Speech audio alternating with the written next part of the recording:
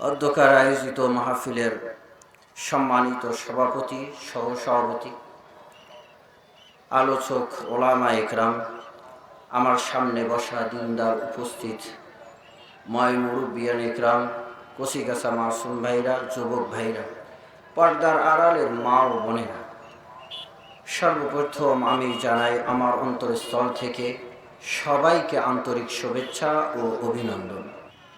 আমরা আজকে যেই মজলিসে উপস্থিত হয়েছি, যেই মাহফিলে আমরা এসেছি, এইটার নামকরণ করা হয়েছে তাফসিরুল কোরআন মাহফিল, অর্থাৎ কোরআনের আলোচনা। কথা বলেন ঠিক কিনা? কোরআনের আলোচনা হবে। আল্লাহ সুবহানাহু ওয়া তাআলা কোরআন নাজিল করেছেন। আল্লাহ রাব্বুল আলামিন মহাগ্রন্থ আল কোরআন নাজিল করেছেন কোনো জাতির জন্য, নির্দিষ্ট কোনো জাতির জন্য? বলে কোনো সম্প্রদায়ের জন্য, নির্দিষ্ট কোনো দেশের জন্য, কোনো নির্দিষ্ট সার্বভৌমত্বের জন্য না, কোনো কালকে কেন্দ্র করে কোরআন আল্লাহ পাক নাজিল করেন নাই। আল্লাহ সুবহানাহু ওয়া তাআলা সর্বকালে সর্বযুগে বিশ্ব মানবতার হেদায়েতের সওগাত নিয়ে কোরআনকে নাজিল করেছেন। কথা বলেন ঠিক কিনা? এই কোরআনের ভাষা, বিশুদ্ধতা, রচনা শৈলী, বলিষ্ঠ যুক্তিধারা, অনুপম বিশ্বাস, এই কোরআনের মাধুর্যতায় ইহুদি, খ্রিস্টান, বৌদ্ধ, নাসারা যারা আছে, এক বাক্যে এই কোরআনের ব্যাপারে সুখ্যাতির স্লোগান দিয়া বলে, ইন্নাল কোরআনা কিতাবুল্লাহ, অবশ্যই কোরআন হচ্ছে আল্লাহর গ্রন্থ। কথা বলেন ঠিক কিনা? এই কিতাবে অলৌকিক মুজিজা অনেক রয়েছে, যা অ্যানালাইজ করে তারা থিঙ্ক করে করে দেখে যে এটা শুধুমাত্র কেবলমাত্র আল্লাহরই হতে পারে, তাছাড়া অন্য কারো নয়। কথা বলেন ঠিক কিনা? আমরা একটা ছোট্ট একটা আমাদের সমাজ থেকে আমরা বুঝি যে কোরআনের কি একটা অলৌকিক আল্লাহ পাক শক্তি দিয়েছে। এই কোরআনের হাফেজ যারা হয়, আমরা দেখি এই কোরআনের হাফেজ যারা হয়, তারা মনে হয় আমাদের সমাজের বয় বিরুদ্ধরা, বুদ্ধিজীবীরা, তাই নাকি? হাফেজ কারা হয় বলেন? আওয়াজ দেন, কথা না বললে হবে না। আমাদের সমাজে যারা কোরআনের হাফেজ হয়, এরা হচ্ছে সমাজের অবুঝ বাচ্চা। কথা বলেন ঠিক কিনা? আমরা যাদেরকে অবুঝ বাচ্চা বলি, ভালো মন্দ তেমন বোঝে না, তারাই কোরআনের হাফেজ হয়। আর বয়বৃদ্ধ যাদেরকে আমরা বুদ্ধিজীবী বলি, তারা সারা দিন মিলে একটা সূরা, একটা আয়াত মুখস্থ করতে পারে না। কথা বলেন ঠিক কিনা? এখান থেকে স্পষ্ট কোরআন পবিত্র, তাই কোরআন পবিত্র সিনায় যায়। সুতরাং কোরআন পবিত্র, আল্লাহর কিতাবুল্লাহ, আল্লাহর নাজিলকৃত কিতাব, এইটা পবিত্র জায়গায় যায়, অপবিত্র পাত্রে যায় না, আমার আপনার মুখস্থ হয় না। কথা বলেন ঠিক কিনা? আচ্ছা, কোনো হিন্দু কোরআনের হাফেজ হয়েছে বলতে পারবেন? পারবেন? তার মানে কোরআন পবিত্র, আল্লাহ পাকের নাজিলকৃত কিতাব। এটা আল্লাহ পাক আমাদেরকে দিয়েছে মূল্যবান কিতাব, দামি কিতাব করে। মুসলমান ভাইরা আমার, গভীর মনোযোগ দিয়ে শুনবেন, আল্লাহ রাব্বুল আলামিন এই কিতাবকে আমাদের জন্য দামি মূল্যবান কিতাব করে নাজিল করেছে। আল্লাহ এই কিতাব আমাদের জন্য হেদায়েতের জন্য নাজিল করেছেন। এই অনুষ্ঠানে যে কোরআনের আলোচনা হবে, এই কোরআনের আলোচনায় কোরআনের তেলাওয়াত হবে। তেলাওয়াত শুনলেও সওয়াব, পড়লেও সওয়াব, আছে না নাই? আওয়াজ দিয়ে বলেন, আছে না নাই? মুসলমান, শুধু তাই নয়, শুধু তাই নয়, এই কিতাব যদি পুত পবিত্র হয়ে খুলে, শুধুমাত্র যদি কোরআনটা খুলে একটু তাকায় থাকা যায়, মহব্বত নিয়ে যদি কোরআনের দিকে তাকানো যায়, আল্লাহ রাব্বুল আলামিন ওই বান্দার আমল নামায় লিখতে, সওয়াব লিখতে থাকে। চিল্লা বলেন সুবহানাল্লাহ। হরফে হরফাশ রাস্ত দরবার মানাই, মানাই দর মানাই দর মানাই, গর কোরাখা নিশাব রোজ আই আজিজ, আহুরো গেল মা বাসাদ তোরা নসি।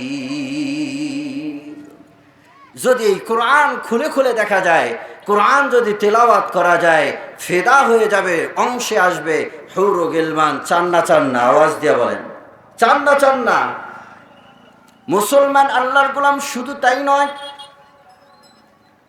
বলে যায় এই কোরআনের হাফেজ যারা হবে, হাফেজে কোরআন যারা হবে, কোরআন মুখস্থ করতে কষ্ট আছে না নাই?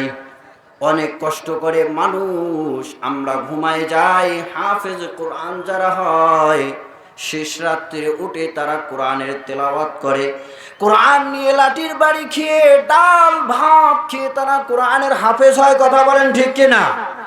এই হাফেজে কোরআনের দিকে যদি রহমতের দৃষ্টি দিয়া তাকানো যায়, তাহলেও আল্লাহ রাব্বুল আলামিন ওই হাফেজে কোরআনের দিকে রহমতের দৃষ্টি দিয়া তাকানোর কারণে আল্লাহ রাব্বুল আলামিন তার আমল নামায় সওয়াব লিখতে থাকে।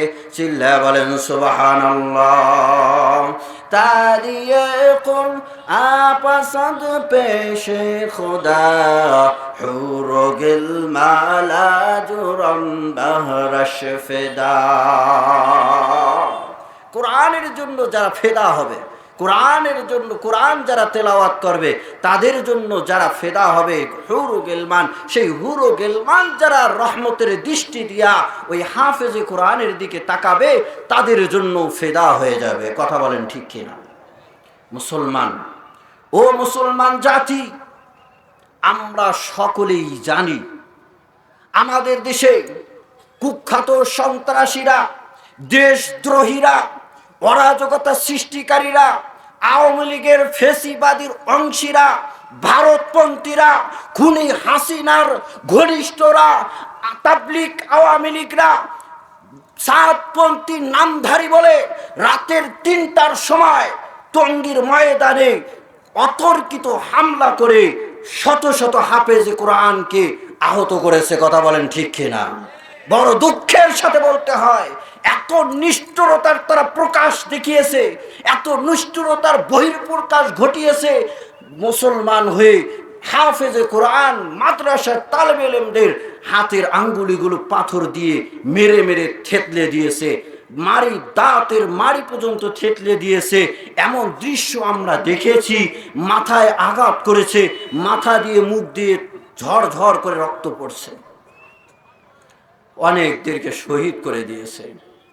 মুসলমান ভাইরা আমার, স্পষ্টভাবে বলতে চাই, এই জাতি কখনো মুসলমান হতে পারে না, এই জাতি কোনো তাবলীগের অংশ হতে পারে না, এই জাতি পাক্কা মুনাফিক। কথা বলেন ঠিক কিনা?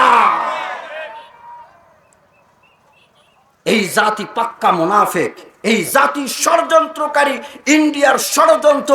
এখন এই সময় এই জাতিকে এই সাতপন্থী নামধারীদের প্যাকেট করতে হবে। কথা বলেন ঠিক কিনা?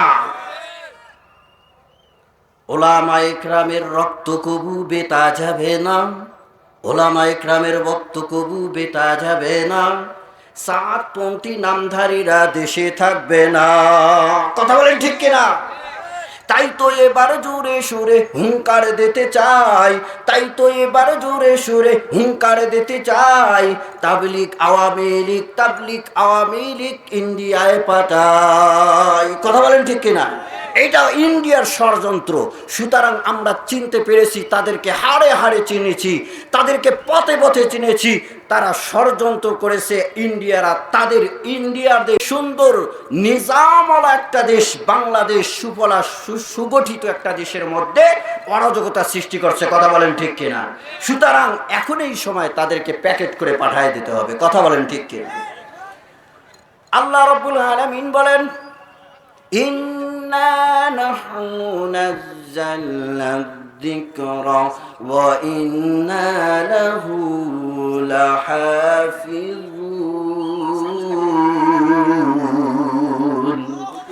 আল্লাহ পাক বলে, বান্দারে, আমি কোরআন নাজিল করেছি, কোরআন আমি আল্লাহ পাক আসমান থেকে নাজিল করেছি, এর হেফাজতের দায়িত্ব আমার। এই কোরআনকে আমি রব্বুল আলামিন স্বয়ং হেফাজত করব। একটা প্রশ্ন করি, তাহলে আল্লাহ পাক যদি হেফাজত করে, আল্লাহ পাক আসমান থেকে এসে হাত দিয়া কি কোরআন হেফাজত করবে নাকি? আওয়াজ দিয়া বলেন। নারী গোলাম না, না। আল্লাহ রাব্বুল আলামিন যে কোরআনকে হেফাজত করবেন, আল্লাহ পাক বলে আমার একটা সৈনিক, একটা দল হবে, আমার কিছু দলের মানুষ হবে, তাদেরকে আমরা সমাজের মধ্যে অবহেলিত বুঝি, নাবালেগ বাচ্চা মনে করি, কচি কাঁচা অবুঝ বাচ্চা বলি। আল্লাহ রাব্বুল আলামিন বলেন এই বাচ্চাগুলোর মাধ্যমে আমি মাদ্রাসা পড়নেওয়ালা তালেবে ইলমদের মাধ্যমে আমি রব্বুল আলামিন কোরআনকে হেফাজত করব। সিল্লা বলেন হেফাজত করছে কিনা? সব কোরআনের পাণ্ডুলিপিকে যদি আজকে জ্বালায় দেয়া হয়, তারপরেও কোরআন পৃথিবীর থেকে চলে যাবে নাকি? না রে, না, না। আমাদের দেশে শত শত হাফেজে কোরআন আছে, তাদের মাধ্যমেই আল্লাহ পাক কোরআনকে হেফাজত করবেন। এই জন্য তাদের ব্যাপারে আল্লাহ রাব্বুল আলামিন বলেন উলাইকা হিজবুল্লাহ আলা ইন্না হিজবাল্লাহি হুমুল মুফলিহুন।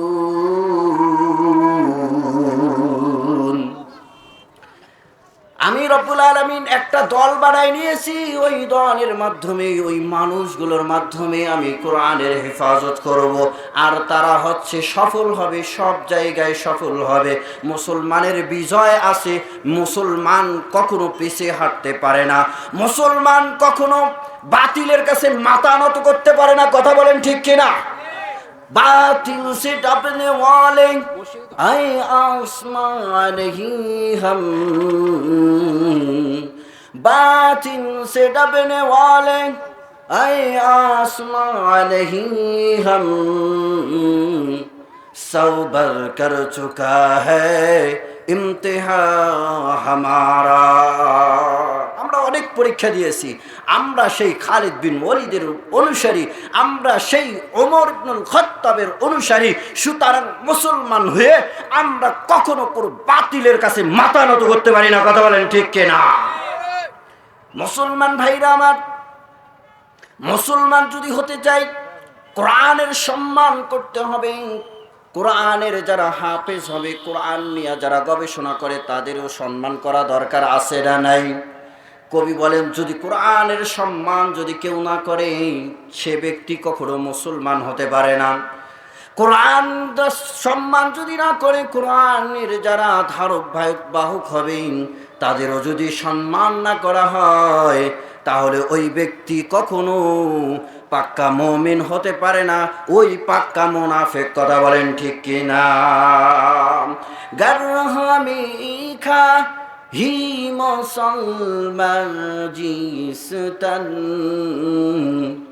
জুজবা নিস্তে মুমকিন জুজবা কুরআন জিসতান। মুমিন হতে হলে কোরআনের সম্মান করতে হবে। আমরা কোরআনের সম্মানার্থে মাহফিলে আসছি। কথা বলেন ঠিক কিনা? কোরআনে ডাক দিয়েছে তো আমরা চলে আসছি। কোরআনের জন্য যদি জীবন দিতে হয়, কে কে রাজি আছেন? দুহাত উঁচু করে দেখান মুসলমান। দাঁড়ায় কেউ বলেন না, দেখছেন শক্তি নেই, মনে হয় হারাই গেছে শক্তি। এই শক্তি দিয়ে কি আর হবে বলেন?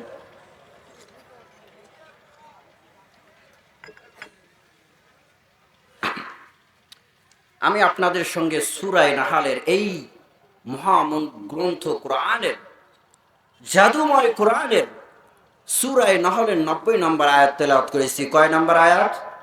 জোরে বলেন, কথা বলেন। 90 নম্বর আয়াত তেলাওয়াত করেছি। আল্লাহ সুবহানাহু ওয়া তাআলা কোরআনুল কারীমের মধ্যে কি যে জাদু দিয়ে রেখেছে, কোরআন শুনে তো বেহুশ হয়ে যায়। কিছুক্ষণ আগেই শুনলাম না, ওমর পাগল হয়ে গেছে, এটা কি মন্ত্র শুনলাম। সমগ্র কোরআনের মধ্যে আল্লাহ পাক জাদু দিয়েছে। তার মধ্যে আবার বিশেষ করে আল্লাহ সুবহানাহু ওয়া তাআলা সূরা নাহলের এই 90 নম্বর আয়াতের মধ্যে না জানি কি জাদু দিয়েছে, না জানি কি জাদু দিয়েছে। তৎকালীন যে কোনো কাফের মুশরিক ইহুদি নাসারা এই সূরা নাহলের 90 নম্বর আয়াত শুনে তো পাগল হয়ে যায়। মুহাম্মদকে পাওয়ার জন্য, মুহাম্মাদের উপরে হাতে হাত লাগিয়ে কালেমা পড়ে মুসলমান হওয়ার জন্য পাগল হয়ে যায়। চিল্লা বলেন সুবহানাল্লাহ। কি না জানি এই আয়াতের মধ্যে দিয়েছে। আমি বগুড়া গাবতলীতে এই আয়াতের উপরে আলোচনা করতে গিয়ে আলোচনা শেষে এসে জোর করে ধরছে, হুজুর ওই আয়াতটা লিখে দেন, কি জাদু আছে ওই আয়াতে লিখে দেন। সময় পাইনি, আমি ওখানকার হুজুরকে বলে দিয়েছি 3টা প্রশ্ন করব, যদি ওই 3টা প্রশ্নের সঠিক উত্তর আমি পাই তাহলে মুহাম্মাদের হাতে হাত রেখে কালিমা পড়ে মুসলমান হয়ে যাব। চিল্লায় বলেন সুবহানাল্লাহ। এই নিজের জল্পনা কল্পনাটা কি তার মন্ত্রীবর্গের সামনে পেশ করলো যে আমি এটা করতে চাচ্ছি। তখন তার মন্ত্রীবর্গরা বড় চিন্তায় পড়ে গেল, হায় হায়, আমাদের আমির যদি মুহাম্মাদের হাতে হাত রেখে মুসলমান হয়ে যায় তাহলে তো আমাদের আমিরে মুহাম্মাদের অধীনে চলে যাচ্ছে, তাহলে আমাদের অবস্থা কি হবে, আমাদের অবস্থা কি হবে। এই জন্য যারা মন্ত্রী হয় তারা অনেক কাজ করলেও করতে পারে না চেলা চামুন্ডাদের কারণে, কথা বলেন ঠিক কিনা। এই যে আর হয়ে গেল, তার মন্ত্রীবর্গরা চিন্তা করলো এটা কেমন কথা, মুহাম্মাদের কাছে যায় হাতে হাত রেখে আমাদের অবস্থা কি হবে, আমাদের পথ সব চলে যাবে। এই জন্য তারা কৌশল করলো যে আমরা যা বলি, আপনি এত বড় একটা আমির মানুষ, এত নেতা একটা মানুষ, আপনি কেমনে মুহাম্মাদের কাছে যাবেন, সুতরাং আপনি 2 জন প্রতিনিধি পাঠায় দেন, ওই 2 জনে গিয়ে আপনার 3টা প্রশ্ন করবে, আর কি উত্তর দেয় ওই 3টা উত্তর নিয়ে এসে আপনাকে শোনাবে। যদি আপনার মনোপুত হয় তাহলে আপনি মুসলমান হয়ে যাবেন, আর না হলে হবেন না। সবাই গিয়ে আকসাম ইবনে সাইফিকে এবার এই মশওয়ারা দিল, এই পরামর্শ দিল। আকসাম ইবনে সাইফি তাদের কথায় একমত হয়ে তাদের মধ্যে থেকে 2 জনকে পাঠায় দিল।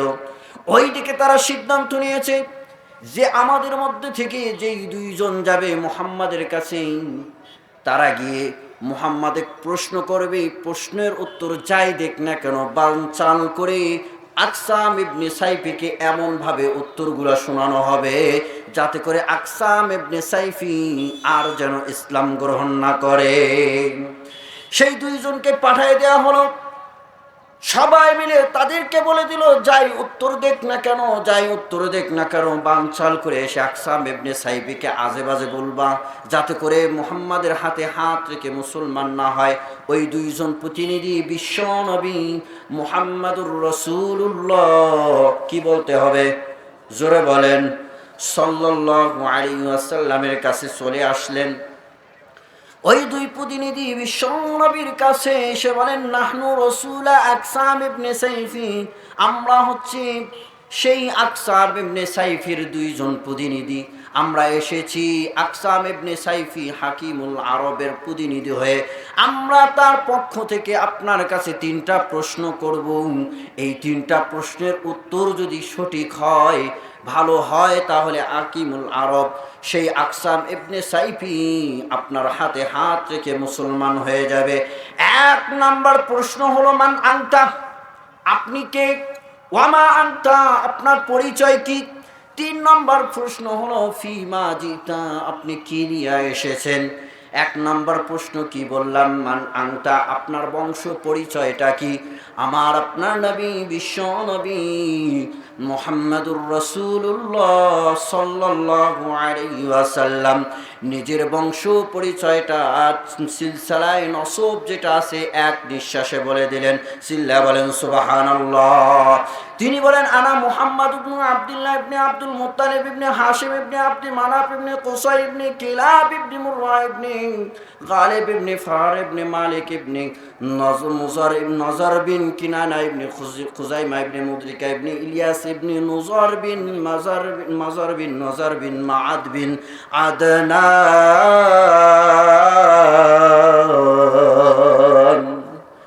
এক নিঃশ্বাসে যখন পুরা নসবটা বলে দিলেন, পুরা নসবটা শোনার পর তারা দেখি নসবের মধ্যে মুজর নামক একজন ব্যক্তি আছে। এত সুনামদারি, এত সুনামদারি একজন ব্যক্তি, এত ন্যায় পরায়ণ, এত দামি একজন মানুষ মুজর। সেই মুজরের বংশের মানুষ হচ্ছে মুহাম্মদ। এত বড় সুন্দর একজন নসব বংশের মানুষ, তারপরেও তার মধ্যে কোনো অহংকার নাই। কত সুন্দর কথাবার্তা, কত সুন্দর বাচ্চাতুরি মুসলমান। তৃতীয় নম্বর প্রশ্ন, দ্বিতীয় নম্বর প্রশ্ন ছিল ওয়ামা আনতা, আপনার পরিচয়টা কি? তখন মুহাম্মাদুর রাসূলুল্লাহ সাল্লাল্লাহু আলাইহি ওয়াসাল্লাম দ্বিতীয় প্রশ্নের উত্তর দেয়, আনা মুহাম্মাদুর রাসূলুল্লাহ, আমি আল্লাহ সুবহানাহু ওয়া তাআলার পক্ষ থেকে প্রেরিত, বলেন প্রেরিত রাসূল।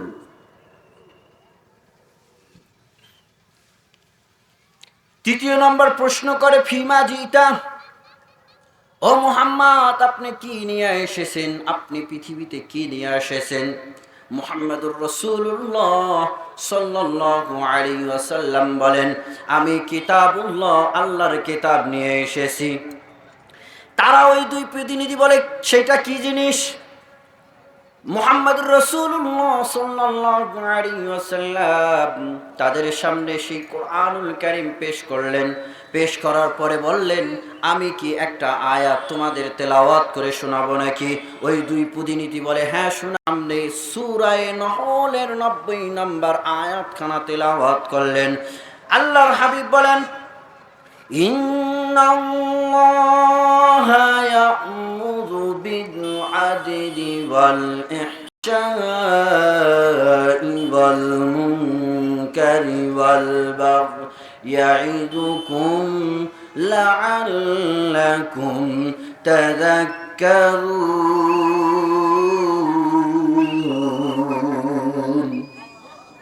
সকলের পরিচিত আয়াত কিনা? প্রত্যেক দিন জুমার সময় ইমাম সাহেব খুতবার মধ্যে পাঠ করে, আমরা দাঁড়াই যাই, কথা বলেন, খুতবা শেষ বোঝা যায়, তাই কিনা? বিশ্বনবী যখন আয়াতখানা তেলাওয়াত করলেন, ওই দুই প্রতিনিধি আর আত্মা ঠান্ডা হয় না, মাথা ঠান্ডা হয় না, দিল জুড়ায় না, মন জুড়ায় সাইফির কাছে চলে গেছে। সবাই অপেক্ষায় আছে, সবাই অপেক্ষায় আছে। দুই প্রতিনিধি এসে বিগলিত হয়েছে। এইবার আকসাম ইবনে সাইফিকে গিয়া বলে, আমরা যেই ব্যক্তির কাছে গিয়েছি তিনি একদম আল্লাহ রাব্বুল আলামিনের প্রেরিত রসুল হবে, তাছাড়া অন্য কিছু নয়, না জাদুকর নয়, মাজনুন নয়, আল্লাহ পাকের প্রেরিত রসুল। সকলে বলেন সুবহানাল্লাহ। তেনারা বলেন, সেই মুহাম্মদ বংশের পরিচয় দিতে গিয়ে বংশের মধ্যে মুজার নামক এক ব্যক্তির কথা বললেন। মুজার বড় আত্মসম্ভ্রান্ত পরিবার, সম্ভ্রান্ত পরিবারের একজন মানুষ, তারপরেও তার মধ্যে কোনো অহংকার নাই। আর আমরা তার থেকে আমরা এমন একটা কোরআনের আয়াত শুনেছি, ওই আয়াতটা শোনার পর থেকে আমরা পাগল হয়েছি। একবার নয়, দুইবার নয়, এতবার শুনেছি। শুনে আমরা ওই আয়াতখানা মুখস্থ করে নিয়েছি। ও আকসাম ইবনে সাইফি, আপনি কি ওই আয়াতখানার তেলাওয়াত শুনবেন নাকি? আকসাম ইবনে সাইফি বলে, হ্যাঁ হ্যাঁ শোনাও না শোনাও। ওই দুই প্রতিনিধি তেলাওয়াত করে সূরা নহলের আয়াতখানা যখন এই তেলাওয়াত করলো, তেলাওয়াত করার পর আকসাম ইবনে সাইফি দাঁড়ায় গেল। দাঁড়ায় গিয়া বলে, আমিও সাক্ষ্য দিচ্ছি, ওই ব্যক্তি যে কিতাব এনেছে এই কিতাব কখনো মানুষের বানানো হতে পারে? এই কিতাব শুধুমাত্র কেবলমাত্র আল্লাহ রাব্বুল আলামিনের হতে পারে। কেননা আয়াতের মধ্যে যেই বিষয়গুলো কথা বলা হয়েছে ওই বিষয় কিন্তু আরবের মধ্যে কেউ তা পালন করে না। যেই হুকুমগুলো করা হয়েছে, যেই কাজগুলো থেকে বারণ থাকার কথা বলা হয়েছে, এগুলো মানুষের কলবের মধ্যেও নাই, মানুষের জল্পনায় নাই। আল্লাহ রাব্বুল আলামিন স্বয়ং এই আয়াত নাজিল করেছে। তাই আকসাম ইবনে সাইফি সবাইকে বলেন, কুনু রুয়াসাকুম ওয়ালা তাকুলু আযনাবা। তোমরা ওই গরুর ল্যাজ হইও না, তোমরা মাথা হয়ে যাও।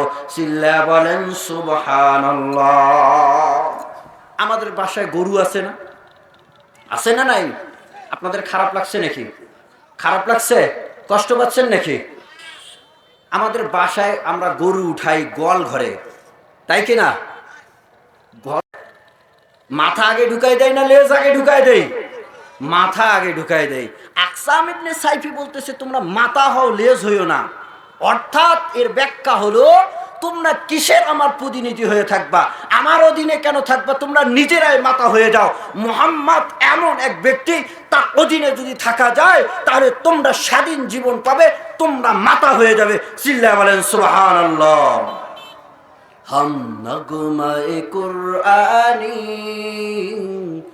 दुनिया को सुना देंगे, हर कल्ब में चाहत की एक आग लगा देंगे।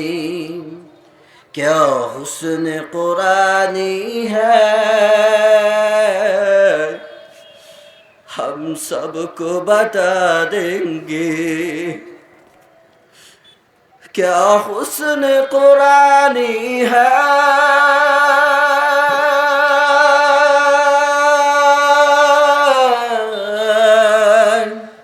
हम सबको बता देंगे, हर फर्द को इसका हम दीवाना बना देंगे। কথা বলেন ঠিক কিনা? এখনো এখনো তবলিগের যত কাজ আছে, দিনের যত আঞ্জাম ব্যবস্থাপনা আছে, সবচাইতে তবলিগের কাজ করে যায় এই কোরআন। যদিও আমরা বাজেয়াপ্ত কিতাব করে সিকিয়ার মধ্যে ঘরের মধ্যে লটকায় রেখেছি, কিন্তু এই কোরআনের তেলাওয়াত শুনে, এই কোরআনের কথা শুনে শত শত ইহুদি খ্রিস্টানরা মুসলমান হয়ে যায়। কথা বলেন ঠিক কিনা? ব্রাজিল একটা দেশ, সেখানকার মন্ত্রী ব্যর্থ। কি কারণে? কোনো তবলিগের কাজ নাই। পর্তুগাল থেকে শুধুমাত্র সেখানে তবলিগের কাজ করতে পারে। পর্তুগিজ ভাষা, ওখানের কোনো অন্য কোনো ভাষা চলে না। পর্তুগাল থেকে শুধুমাত্র কিছু মানুষ যাইতে পারে তবলিগ নিয়া। তাদের তবলিগে কিছু হয় না। কত বড় একটা দেশ, কিন্তু মুসলমানের সংখ্যা ওখানে বেড়েই যাচ্ছে, বেড়েই যাচ্ছে। চিল্লায় বলেন সুবহানাল্লাহ। কিসের বদলতে?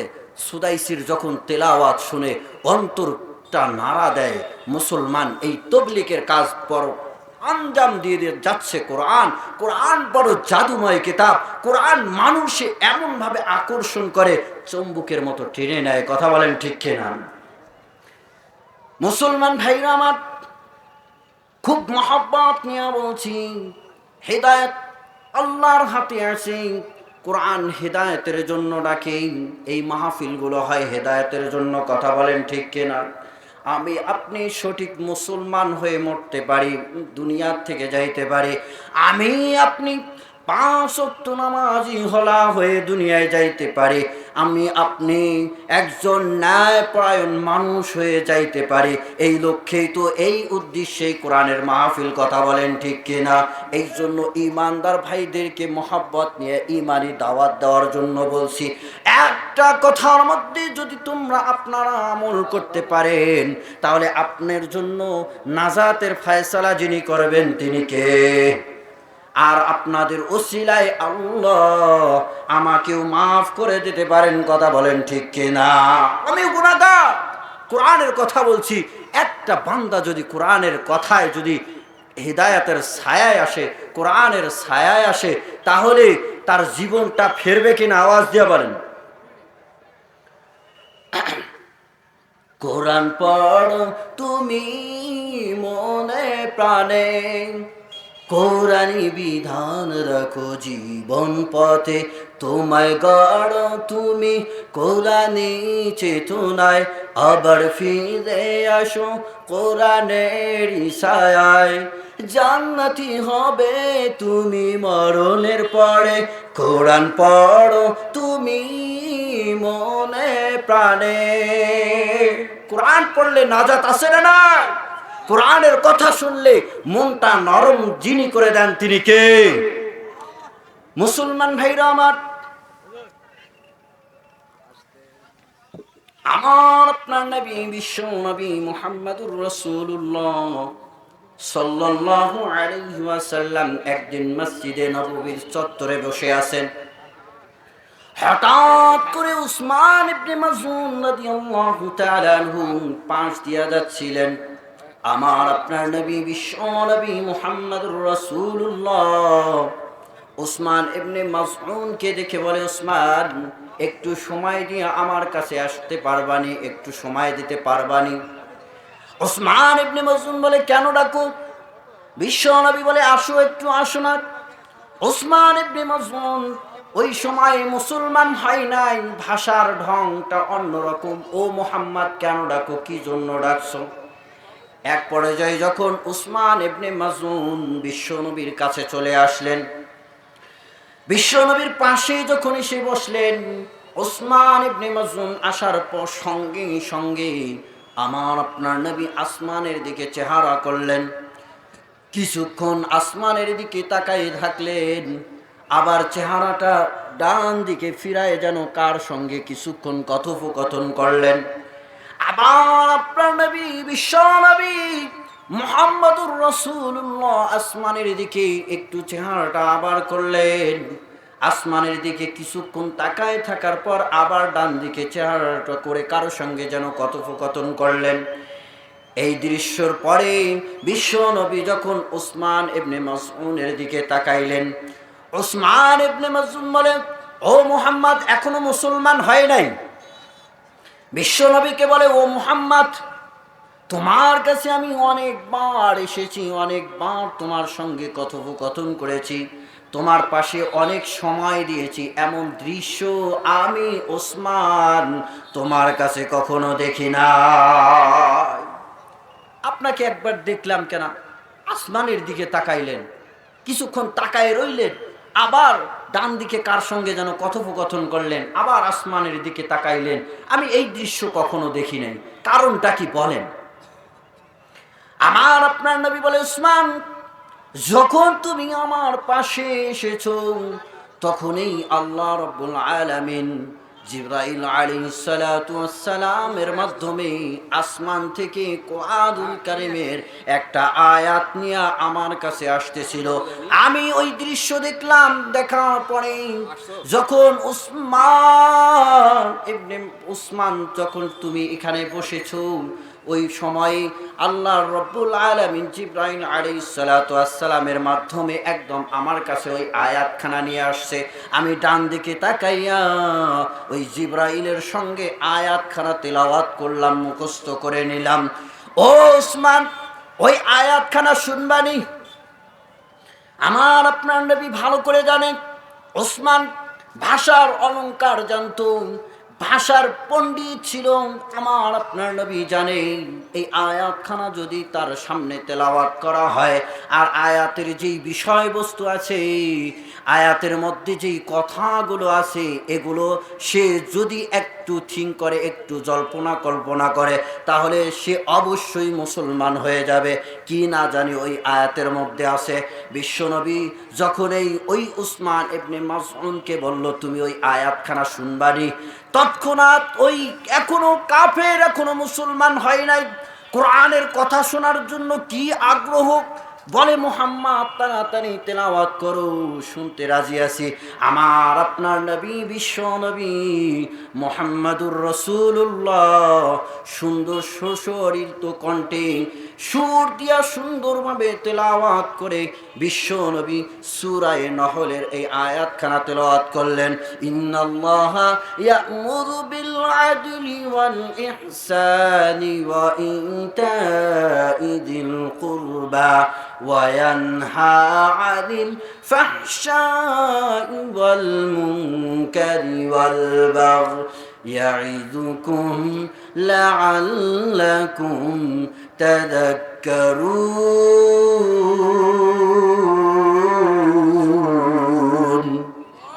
গুনাহ হবে মনে হয়? আল্লাহু আকবার বললে গুনাহ হবে? কোরআনের আয়াত শুনে আল্লাহু আকবার বললে সওয়াব আছে না নাই? আল্লাহর হাবিব যখন কোরআনের এই আয়াতখানা তিলাওয়াত করলেন, ভাষায় বুঝাইতে পারবো না মুসলমান, ভাষায় বুঝাইতে পারবো না আয়াতের মধ্যে আল্লাহ পাক কি দিয়েছে। যখন তেলাওয়াত করেছে, তেলাওয়াত করার সঙ্গে সঙ্গে উসমান ইবনে মাসউদ দেখে এই আয়াতের মধ্যে যেই কথাগুলো বলা হয়েছে আরবের মানুষের কারো ধারণাও নাই, শুধুমাত্র কেবলমাত্র এটা আল্লাহ পাকের পাঠানো আয়াত। তাই মুহাম্মাদুর রাসূলুল্লাহ সাল্লাল্লাহু আলাইহি বলে মুহাম্মাদুর ইল্লাল্লাহু মুহাম্মাদুর রাসূলুল্লাহ সাল্লাল্লাহু আলাইহি ওয়াসাল্লাম। হাতে হাত রেখে উসমান ইবনে মাসউদ মুসলমান হয়ে যায়। কোরআনের মজা, কোরআনের স্বাদ, কোরআনের মধু আছে না নাই?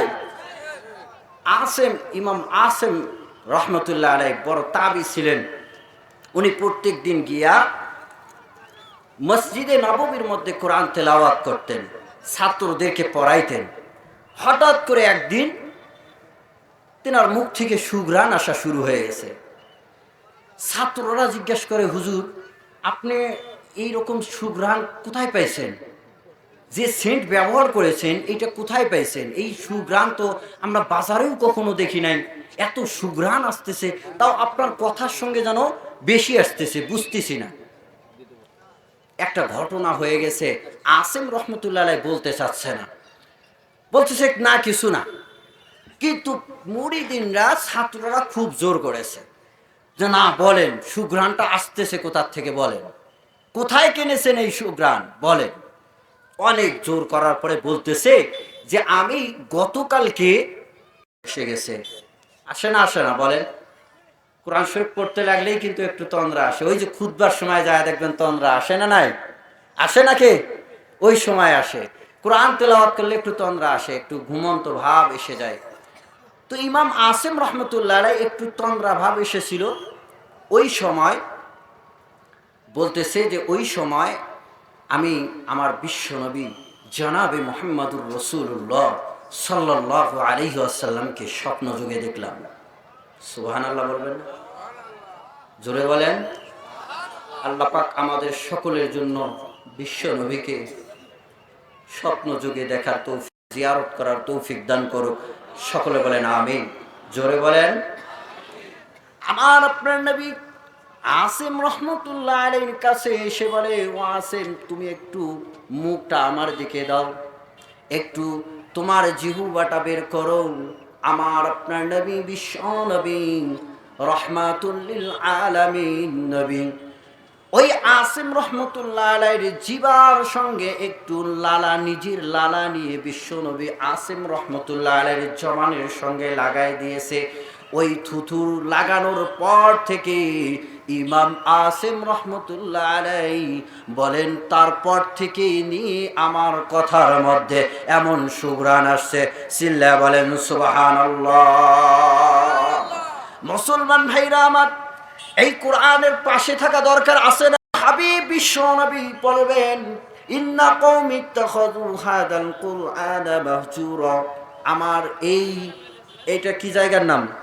দক্ষিণ লক্ষ্মীপুর মাহমুদপুর জামে মসজিদ, লক্ষ্মীপুর, তাই না?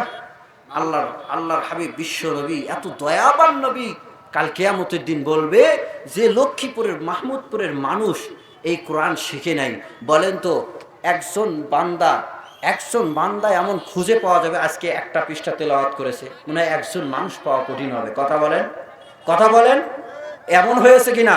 হজরের নামাজ পড়ে একজন বান্দা কোরআনের তেলাওয়াত করেছে, খুঁজে পাওয়া কঠিন। কথা বলেন কয়জন আমরা কোরআন শিখতে পেরেছি? বলেন হতভাগা কিনা? আমার আপনার নবী আমার আপনার জন্য রহমত, দয়া, বা আমাদের জন্য কেঁদে কেঁদে সারা রাত কেটে দেয়। সেই নবী বলবে ইন্না কওমি ইত্তাখাযু হাদাল কুরআনা মাহজুরা, বলে অমুক অমুক এই ব্যক্তিগুলো কোরআনকে এমনভাবে ছেড়ে দিয়েছে, ওই যে আলমারির মধ্যে লটকায় রেখেছে, একদিনও খুলে দেখে নাই। বাস্তব কিনা? আমরা মনে করছি হুজুরের কাছে গেলে তো কোরআন থেকে একটু দোয়া করে দিলে কি হবে, সব একদম ফাতা হয়ে যাবে। ছেলে অসুস্থ, একটু দোয়া করে দেন হুজুর, একটু ফু দিয়ে দেন, সূরা ফালাক নাস দিয়ে একটু দোয়া করে দেন, ফু দিয়ে দেন, কাজ 100। তাহলে এইটা বিশ্বাস আছে আমার আপনার জীবন বদলের জন্য কোরআন যে হিদায়াতের সওগাত নিয়ে এসেছে এইটার প্রতি আমাদের বিশ্বাস মনে হয় কমতি। কথা বলেন ঠিক কিনা? যদি এই কোরআনের উপরে আমাদের বিশ্বাস থাকতো মুসলমান, তাহলে আজকে মুসলমান কখনো বাসায় এমন করে থাকতে পারতো না, মাহফিলে ছুটে আসতো, কোরআনের কথা শোনার জন্য ছুটে আসতো, কোরআনের বিরোধিতা যারা করে, বাতিল পন্থী যারা আছে তাদের জন্য রক্ত দেওয়ার জন্য মাঠে নেমে যাইতো। কথা বলেন ঠিক কিনা?